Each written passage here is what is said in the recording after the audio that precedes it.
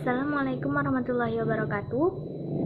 Kami dari kelompok 2, saya Oktavia Bosbayang dan teman saya akan mempresentasikan hasil makalah kami yang berjudul Hubungan Perkembangan Manusia dan Pendidikan. Yang jadi hakikat manusia. 1. Pengertian hakikat manusia. Pengertian hakikat manusia itu adalah makhluk bertanya.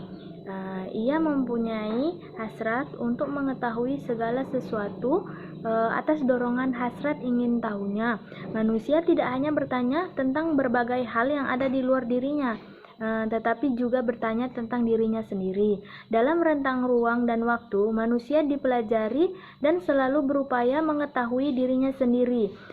Dalam kehidupannya yang real, manusia menunjukkan keragaman dalam berbagai hal, baik tampilan fisiknya, strata sosialnya, kebiasaannya, bahkan pengetahuan tentang manusia pun bersifat ragam, sesuai pendekatan dan sudut pandang dalam melakukan studinya. Berbagai kesamaan yang menjadi karakteristik esensial setiap manusia disebut pula sebagai hakikat manusia. Sebab dengan karakteristik esensial itulah manusia mempunyai martabat khusus sebagai manusia yang berbeda dari yang lainnya.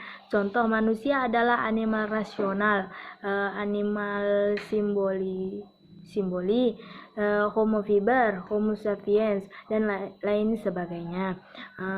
Yang membedakan manusia dari makhluk lainnya itu antara lain berkenaan dengan yang pertama, asal-usul keberadaan manusia yang mempertanyakan apakah keberadaan manusia di dunia ini hanya kebetulan saja sebagai hasil evolusi atau hasil ciptaan Tuhan, dan yang kedua struktur metafisika manusia, dan yang ketiga berbagai karakteristik dan makna eksistensi manusia di dunia, antara lain berkenaan dengan individualitas dan sosialitas.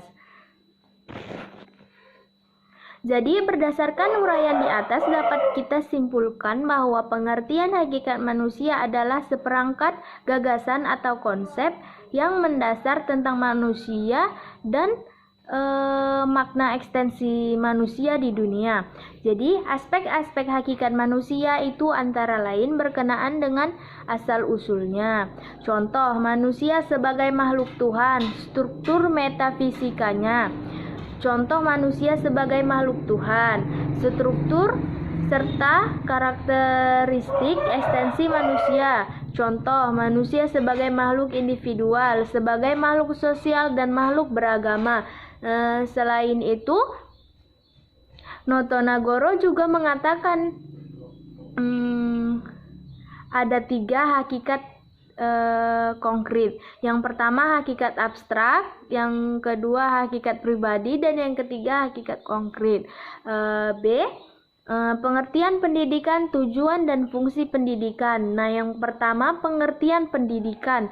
Sebagaimana diketahui, pengertian pendidikan menurut Undang-Undang Nomor 20 Tahun 2003 tentang Sistem Pendidikan Nasional Pasal 1/1 mengandung penegasan tentang muatan pendidikan, yaitu bahwa yang pertama pelaksanaan pendidikan diselenggarakan secara sadar dan terencana, dan yang kedua pendidikan dilaksanakan untuk mewujudkan suasana belajar dan proses belajar mengajar.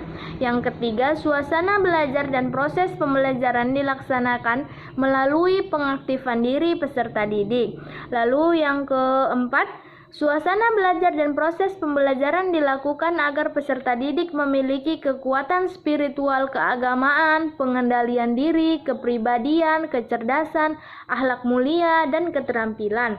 Lalu yang terakhir, apa yang dicapai peserta didik itu adalah suatu yang berguna bagi dirinya sendiri, bagi masyarakat, bagi bangsa, bagi negara. Lalu, menurut Kamus Besar Bahasa Indonesia atau KBBI, pendidikan diartikan sebagai proses pengubahan tingkah laku seseorang atau kelompok orang dalam upaya mendewa-dewakan manusia melalui upaya pengajaran dan pelatihan. Yang kedua, fungsi pendidikan. Jadi, fungsi pendidikan itu adalah menghilangkan segala sumber penderitaan rakyat dari kebodohan dan ketertinggalan, serta fungsi pendidikan Indonesia mengatakan bahwa pendidikan nasional berfungsi mengembangkan kemampuan dan membentuk watak serta peradaban bangsa yang bermanfaat dalam rangka mencerdaskan bangsa. Selanjutnya akan dijelaskan oleh teman saya. Terima kasih.